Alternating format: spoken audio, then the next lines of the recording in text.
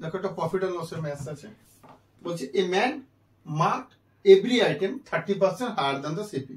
Every item করেছে কি CP যা আছে তার থেকে 30% হায়ার করে দিয়েছে। The owners offers 10% discount on the mark price, that is man, ওনারটাই হচ্ছে ম্যান। তাহলে ওনারটা কি করেছে 10% আবার ডিসকাউন্ট দিয়েছে। তাহলে প্রথমে কি করেছে কস্ট প্রাইস থেকে মার্ক প্রাইসটা 30% অ্যাভাব করে দিল, ওখান থেকে তোমার 10% ডিসকাউন্ট দিয়েছে। After getting the discount 10%, that's called তোমার কি হবে সেলিং প্রাইস।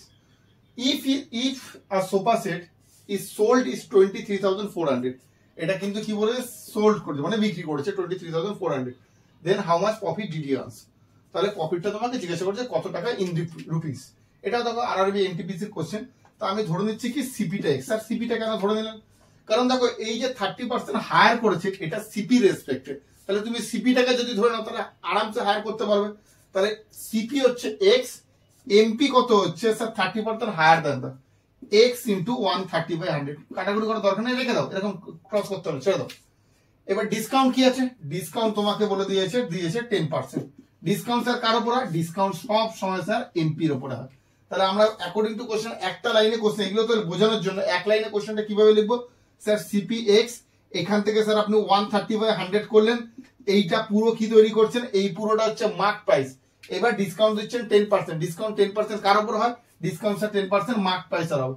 তার মানে 10% যদি ডিসকাউন্ট দেয় you have to pay 90% of the mark price. তোমাকে যদি 10% ডিসকাউন্ট দেয় তাহলে তোমাকে 90% পে করতে হচ্ছে। তার মানে এইটা মার্ক প্রাইস এর 90%, এই 90% যেটা তুমি পে করছো that's called selling price equals to 23,400। কিছু করবে না, 1212 x ইকুয়ালস টু 23400, এই 100টা ক্রসে উঠে যাচ্ছে, 13 into 9 এখানে লিখে দিলে 13 1 যা 13, 1800, 9 2 যা 200, 200 into 100 20,000। তাহলে তোমার কি দাঁড়াচ্ছে x 20,000, x দাঁড়াচ্ছে 20,000, x টা কি CP. What is the profit, profit is the difference SP minus CP 3,400 complete. দেখেন